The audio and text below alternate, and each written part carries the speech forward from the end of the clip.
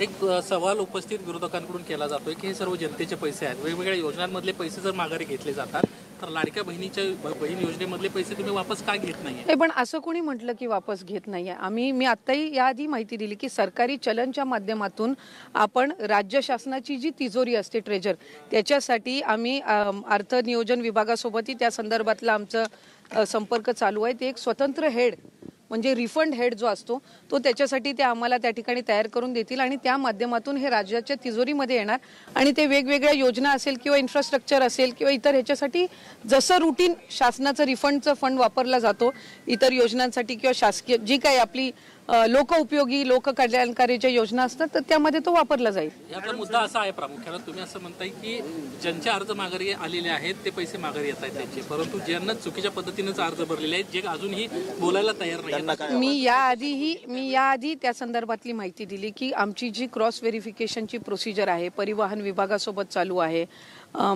जे उत्पन्नाच्या पलीकडे जाऊन ज्यांनी त्या ठिकाणी लाभ घेतलेला आहे ते सुद्धा आम्ही क्रॉस व्हेरिफिकेशन करत आहोत।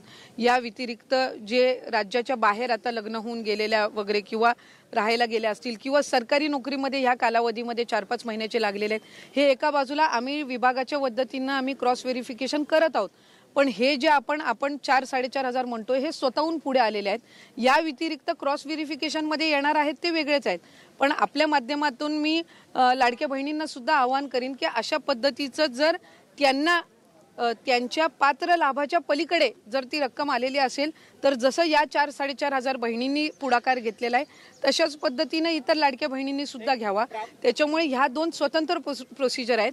एक आहे की ज्या 4-4.5 बहिणींनी स्वतःहून त्यांना जाणवल्यानंतर त्यांनी परत करण्याची प्रोसिजर ॲप्लिकेशन केलेलं आहे आणि विभागाच्या माध्यमातून जे स्वतंत्र चालू आहे ते आहेच। म्हणून मी आपल्याला सुरुवातीला माहिती देत असताना म्हटलं की हा आकडा दोन्ही जर आपण कंबाईन केले तर पुढे मागे होण्याची कमी जास्त होण्याची शक्यता आहे। चुकीच्या पद्धतीने त्यांचे पैसे जे हक्केदारांना दिलेले आहेत ते पैसे परत वापस घेण्यासंदर्भातला हा प्रश्न आहे। चुकीच्या पैसे परत घेतले जाणार का ज्यांनी चुकीच्या पद्धतीने गेलेले आहेत त्यांचे पैसे जे आधी त्यांना हक्काचे पैसे मिळालेले ते माघारी? मी आपल्याला त्या संदर्भामध्ये सुद्धा माहिती दिली की आम्ही क्रॉस व्हेरिफिकेशन मध्ये अशा पद्धतीनं आढळल्यास त्यांना त्या संदर्भातली माहिती देऊन आत्ता जसं 4-4.5 हजार बहिणी पुढे आलेल्या आहेत आणि त्या स्वतःहून शासनाला ते रिटर्न करत आहेत, तशाच पद्धतीनं ज्यांनी चुकीच्या पद्धतीनं घेतलेले आहेत त्यांना त्या संदर्भामध्ये एकदा तो डेटा आम्हाला जसा मिळत जाईल त्यांना त्या संदर्भातली माहिती दिली जाईल आणि राज्य शासनाच्या तिजोरीमध्ये तो त्या पद्धतीनं